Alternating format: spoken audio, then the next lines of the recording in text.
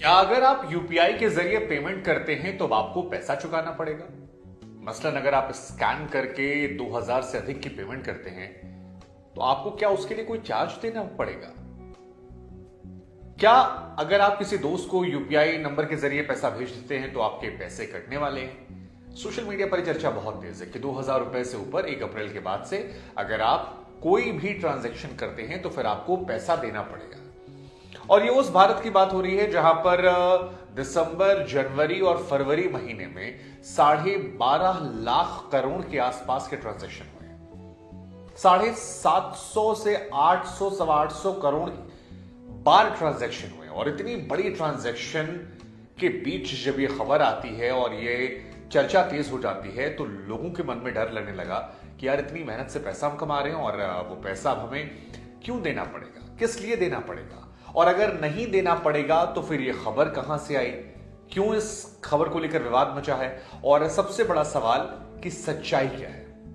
तो आज इस वीडियो के माध्यम से हम आपको आसान शब्दों में इसकी सच्चाई बताने वाले हैं। और सबसे पहले ये बताते हैं कि ये खबर कहां से आई कि 2000 रुपए के ऊपर आपको 1 अप्रैल से अब पैसा देना पड़ेगा। यूपीआई को ऑपरेट करने वाली संस्था national payment corporation of India यानी कि एनपीसीआई के जरिए एक नोटिफिकेशन जारी हुआ जहां से पूरा विवाद खड़ा हुआ, जिसमें कहा गया कि अगर आप प्रीपेड इंस्ट्रूमेंट के जरिए मर्चेंट ट्रांजैक्शन करते हैं तो आपको 1.1% तक पैसा देना पड़ सकता है सर्विस का चार्ज का। और यहीं से लोगों के मन में ये थॉट आ गया कि यार पैसा जो है वो सारा हमारा जाने वाला है। मतलब अब जितनी बार भी 2000 के ऊपर हम और आप पेमेंट करेंगे, हमें और आपको 1.1% पैसा जो है वो देना पड़ेगा एक्स्ट्रा चार्ज के तौर पर।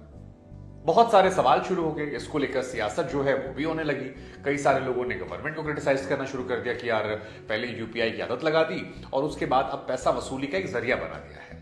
लेकिन जब ये विवाद अपने चरम पर जाने लगा तो एनपीसीआई की तरफ से क्लैरिफिकेशन आया जिसमें बताया गया कि गुरु पैसा जो है वो आपका नहीं कटने वाला है, आप परेशान मत होइए। यूपीआई ट्रांजैक्शन जो है वो पूरी तरह से फ्री है आपके लिए, नुकसान जो है वो बैंक वाले का होगा। अब सवाल है कि कैसे बैंक वाले का होगा और ये खबर क्या है। तो आपको बता दें कि ये जो प्रीपेड ट्रांजैक्शन का जरिया है ये वॉलेट के जरिए है।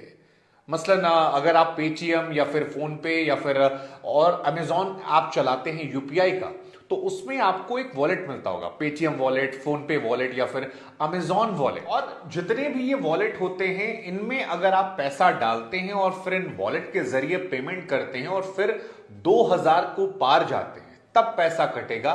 वो भी आपका नहीं कटेगा, वो पैसा कटेगा दुकानदार का, क्योंकि दुकानदार और उसके बैंक या दुकानदार और जो बिचौलिए हैं, जब दुकानदार अपना पैसा अकाउंट में डालेगा या ट्रांसफर करवाएगा या बीच का जो बिचौलिया है वो उनका पैसा खा सकता है। लेकिन आप जो ट्रांजैक्शन करते हैं स्कैन करके, कि आपने स्कैन कर लिया, आपने पेमेंट कर दी, उसमें आपका 1 रुपया नहीं कटने वाला है। और ये क्लियर कर दिया गया यूपीआई की तरफ से।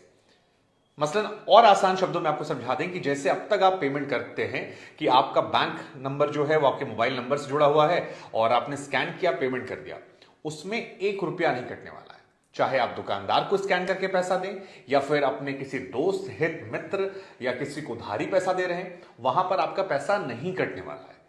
तो ये यूपीआई की तरफ से स्पष्ट कर दिया गया है। तो 2-3 बातें हम आपको स्पष्ट कर देते हैं। पहला, अगर आप स्कैन करके पेमेंट करते हैं तो आपका पैसा नहीं कटेगा। दूसरा, अगर आप यूपीआई का इस्तेमाल मोबाइल नंबर के जरिए करते हैं, मसलन किसी का नंबर आपने डाला, जैसे कई बार हम कहते हैं ना भैया नंबर बोलना, यूपीआई कर दे रहे, तो वहां पर भी आपका पैसा नहीं कटेगा। तीसरा जो है वो ये है कि अगर आप वॉलेट में डाल के पेमेंट करते हैं और 2000 के नीचे करते हैं तो भी नहीं कटेगा। ज्यादा भी कर देंगे तो भी आपका नुकसान नहीं है, वो दुकानदार का नुकसान है। इस अफवाह। अब सवाल ये कि इतना फिर हल्ला क्यों मचा था? तो हल्ला इसलिए मचा था क्योंकि लोगों ने दाएं बाएं देखा नहीं, बीच की खबर पड़ी कि 2000 से ऊपर पेमेंट होगा तो आपका पैसा कट जाएगा और इसलिए बवाल कट गया।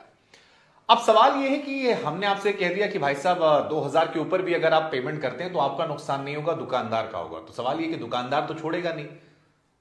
कैसे छोड़ेगा? मतलब दुकानदार भी तो हमारी आपकी तरह ही है, वो कहेगा बाबूजी हम क्यों करें। तो अगर आप क्रेडिट कार्ड का इस्तेमाल करते हैं तो आपको याद होगा कि क्रेडिट कार्ड से जब भी आप पेमेंट करते हैं तो वो शॉप वाला आपसे अक्सर एक्स्ट्रा पैसे मांगता है, कहता है कि सर यार हमको इतना पैसा जो है वो इनको और ऐड करके देना पड़ता है, कुछ परसेंटेज में वो कहते हैं।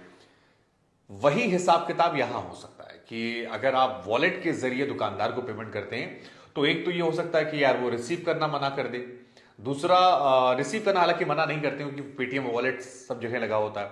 दूसरा ये हो सकता है कि आपसे कुछ परसेंटेज वो मांगे, लेकिन इसमें भी हमें आपको घबराने की जरूरत नहीं, क्योंकि इंडिया में 99% लोग जो हैं वो यूपीआई का इस्तेमाल करते हैं। मसलन आपको भी नहीं याद होगा कि अब आपने लास्ट टाइम कब पेटीएम वॉलेट में पैसा डाल के किया था। और पेटीएम वॉलेट में भी अगर आप 2000 के ऊपर जाते हैं तो आई थिंक 2000 के ऊपर ट्रांजैक्शन जो होता है वो 99% लोग जो हैं वो यूपीआई के जरिए करते हैं। वॉलेट का इस्तेमाल छोटे मोटे पैसों के लिए कई बार हम कर लेते हैं, 30 रुपए, 40 रुपए, 100 रुपए, 150, 200, 500 तक, इससे ऊपर नहीं होता है।